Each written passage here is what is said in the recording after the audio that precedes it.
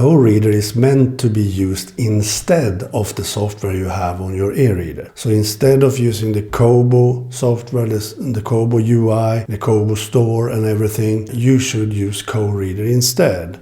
And the same thing with a Kindle. You should stop using Amazon and the Amazon store and start using KOReader.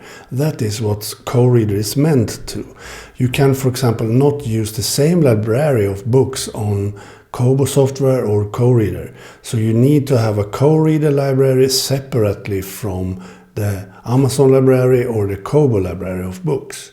So either way, you delete all your Kobo books from the device and have them in KOReader instead, or you have them in two different libraries, one for KOReader and one for the original software.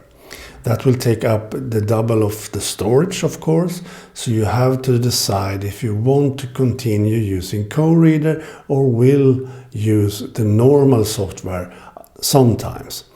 That is the thing you need to think of when using KOReader. Will you use KOReader instead of the software you have, or continue to use both of them? Because that will take up the double of the storage if you want to use both of them.